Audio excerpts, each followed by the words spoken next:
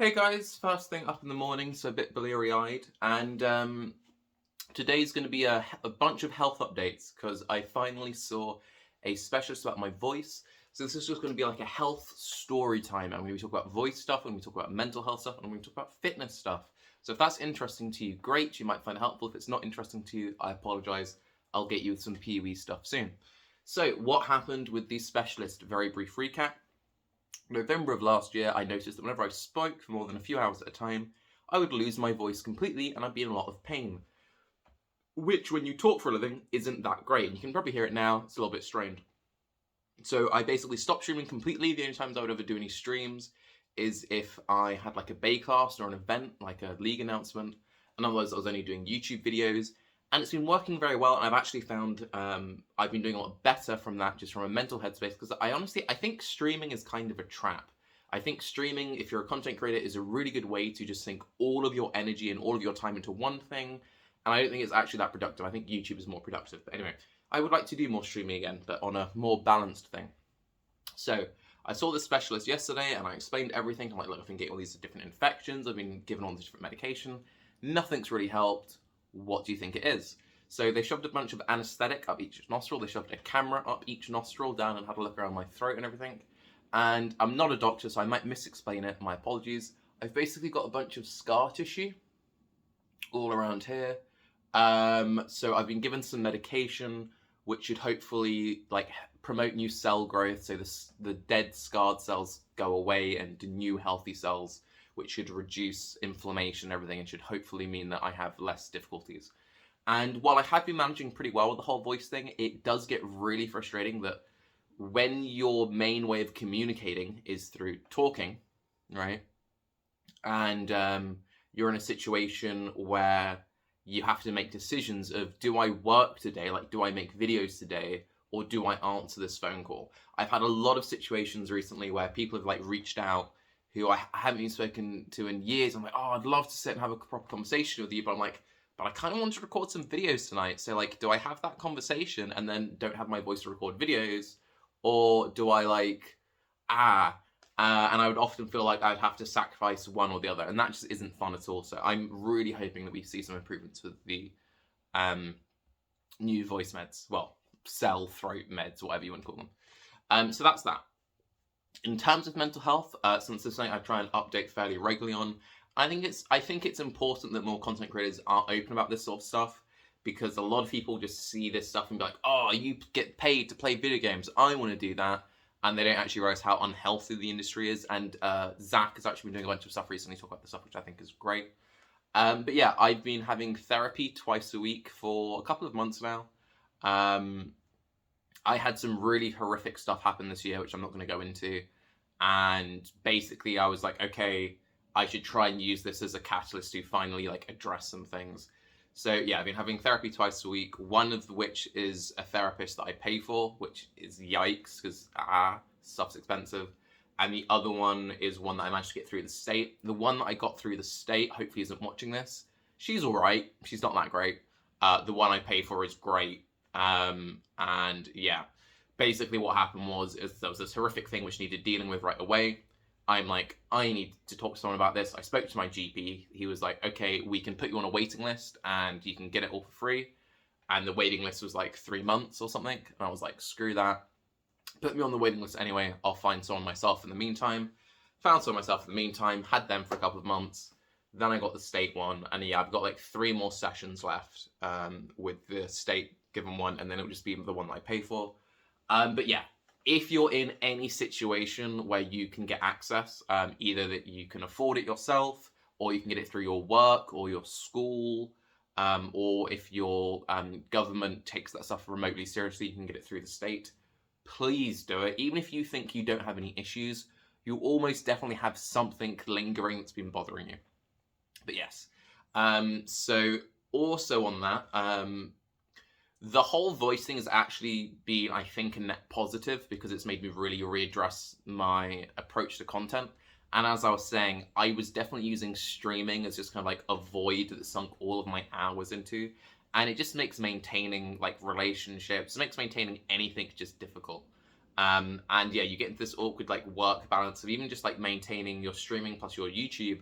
And then there's the fact that like I can pay my bills through what I do, so I'm fine. But like a lot of people can't. Like a lot of people get nothing through it, and yet they still stream like 10 hours a day every day in the hope that they will one day be able to pay their bills. And it's like, that's not great. So yeah, that's why you see a lot of streamers with severe mental health issues. But talking about fitness now, bring it back onto a positive. Yeah, so in just under a month, I've lost 4 kilograms. I don't know what that is in pounds, sorry. But yeah, so for reference, I'm about 6'1". Right, I'm probably like 6'1", maybe even 6'2", but I tell people that I'm 6 foot because that really messes with people, because you get a lot of people who are like 5'10" who say they're 6 foot. So I say I'm 6 foot, so the people who aren't 6 foot look really short. But no, I'm not sure exactly how tall I am. I think I'm about 6'1"-ish, which in centimeters is like 185. And over lockdown, I'm someone who I usually walk every day. I'm usually relatively active. And I wasn't doing any of that. I didn't do any walk. I didn't do anything. So I put on some just like excess fat, basically. And I went up to 86 point something. I think it was like 86.5. Let's just call it 86 kilograms. And after a month of taking my food seriously and doing daily exercise and everything, I'm now down to 82, like on the dot. Also, if you're going to weigh yourself at any kind of like tracking, make sure you weigh yourself at the same time every day, because your weight fluctuates throughout the day. So yeah, if you're going to weigh yourself in the mornings, then weigh yourself in the mornings. If you're like me and you're a bit obsessive, then weigh yourself every morning, weigh yourself every day at midday, weigh yourself every day before going to bed. Make a mental note, track that. I find it interesting. But yeah, weigh yourself in the mornings or weigh yourself at night and just be like, that is your set thing that you weigh yourself at. But yeah, so yesterday it was 82, this morning it was 81.9. So if we say 82, that's good. That's over 4 kilograms in a month. So how did I do that? I will very briefly touch on each thing, and I'll go into more detail for each, because some people might find this helpful to use themselves, or they might just find it interesting. Being very strict with what I eat, but not in like an obsessive way, but just being very aware of what I'm eating. Making sure that I go on my daily walks every day, like I used to do, and actually taking exercise seriously, because I'm someone who's always quite enjoyed exercise. Like I'm someone who's always like had random weights, or like had a bicycle, or had like a rowing machine or something, and I would just sort of mess about on it. And that was all well and good, but I never really got any serious results from it, because it was something I'd just be like, oh, what's that? You've got something you can do a pull-up on in the house? Do a pull-up on it randomly as you walk past it. But I would never like track anything. I would never be like, I'm going to do these many sets or this many reps or something like that. So it was just kind of something I just kind of like did for 2 minutes every other couple of days, which isn't great. So I have a little notepad where I picked a bunch of exercises that sort of made sense in my head that I enjoyed. And I wrote them down, and I said, right, try and do these every day. Obviously, resting is important. So if you feel like you ache, don't do it that day. I probably do this stuff maybe like 5 days a week. I don't have like set rest days. I just kind of like feel it out. And I'll break it down because it's in groups. Jumping jacks, kind of like a warm up. Squats, push-ups, leg raises. Leg raises kill me the most. I think that's just from like sitting in a chair for years. But leg raises is the thing I find the hardest. I've got a pull-up and dipping station over there. So dead hangs, dips, pull-ups. I have to do assisted pull-ups and dips at the moment. I used to be able to just like knock them out like it was nobody's business when I was a teenager. But I'm 28 now and haven't done anything like that in a long time. So we do assisted ones for now. I've got a 20 kg kettlebell. Got a bit achy from yesterday. A set of 10 kg weights and then some 3 kgs. And then I've got a 10 kg slam ball. This is what I would really recommend. These are what's fun. If you're going to buy anything, just get a slam ball. The reason why they're called a slam ball, excuse the loud sound that's going to come, didn't he bounce? They're filled with like sand or clay or something. So when it hits the ground, it just stays there. So you get one of those, you just pick it up over your head, chuck it into the ground, do that until your body starts dissolving, wait 30 seconds, do it again, wait 30 seconds, do it again. It's a lot of fun. I would recommend it. I imagine it's especially good around league start when Reddit is being full re. Use one of those. Excellent. So I do sets and reps with all of that stuff based on what it is. I do more, I do less. And then I do my walking every day. And I do the walking every day, even if I'm not doing like exercise. Like if I'm having a rest day, I still do the walk at least 90 minutes. What I try to do if I'm having like a good day is I go on like a 30-minute walk in the morning.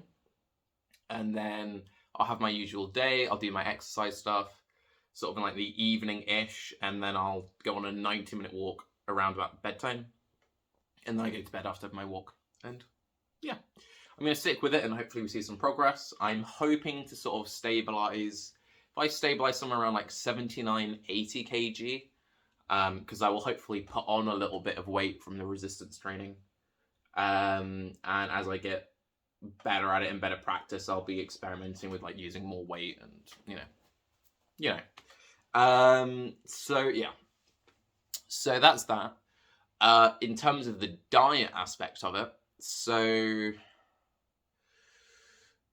this might work for some people. Obviously, I have Crohn's disease, so I have to be very careful with what I do and don't eat.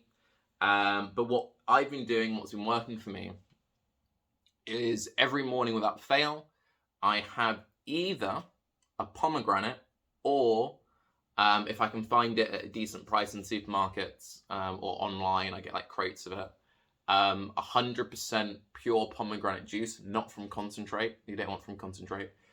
Pomegranate, I think it's anti-inflammatory. I've just always found I feel better from a Crohn's point of view when I'm eating a lot of pomegranate, and pomegranate is lit.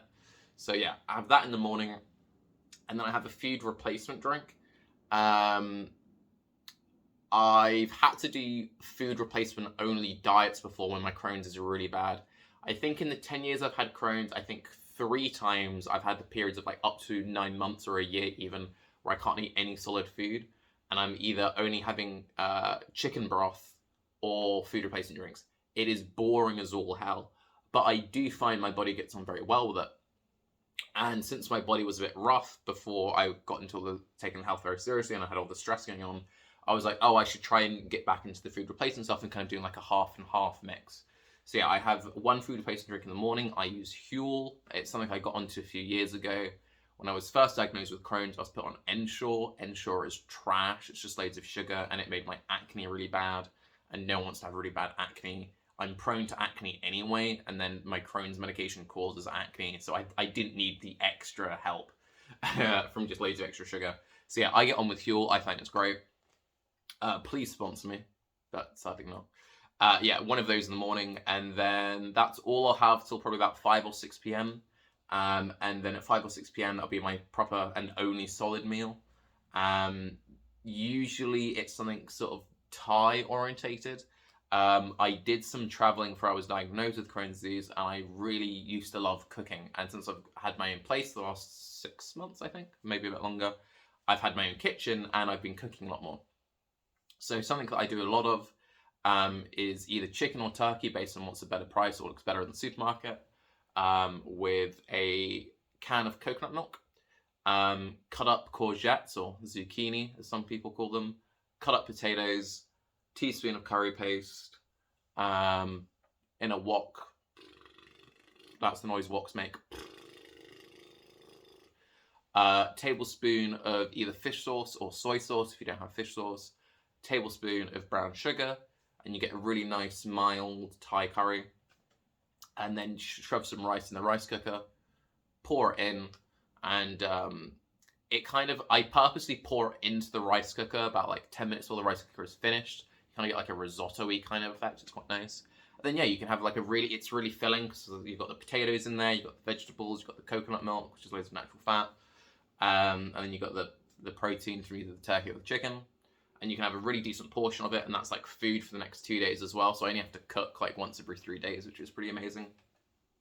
And then at night, sort of around 9, 10 p.m, I have another one of the food replacement drinks, and that's me done for the day. If I'm going to snack throughout the day, then I'll snack on fruit. At the moment, I'm going mad for kiwis, but otherwise blackberries, if they look all right in the supermarket and they're not really expensive, or maybe a banana. But yeah, mainly kiwis or blackberries. Yesterday, my meal was 2 pieces of salmon with a ball of mozzarella and tomatoes, black pepper. It was really nice. That was the first piece of dairy I'd eaten in a month. That was less nice. I'm usually not sensitive to dairy. Usually I actually eat quite a lot of dairy because I have got osteoporosis. So I've got weak bones. But yeah, I think I need to be a bit more careful after it. Turns out if you don't have any dairy for a month and suddenly you eat a ball of mozzarella with a bunch of fish, then yeah, it's a bit like, whoa. So I might try easing that back into my diet, and if I still don't like adjust to it, then I just won't have it again. But yeah, fish once or twice a week, chicken or turkey other times, with vegetables, fruit, and whatever. If you add everything up, it's probably about maybe 2,000. I did all the macros in a calculator. I think it's something like 2,200 calories a day, which is fine. I think it's slightly under maintenance for me because yeah, 6'1", I'm exercising, but it's whatever. I've been doing very well on it anyway. My health has been feeling a lot better. My energy's been feeling a lot better. I should probably mention I am on some supplements. Nothing that amazing. Fish oil, turmeric. I'm on a bioculture for gut health. Vitamin D, vitamin K2, and a multivitamin. Yeah.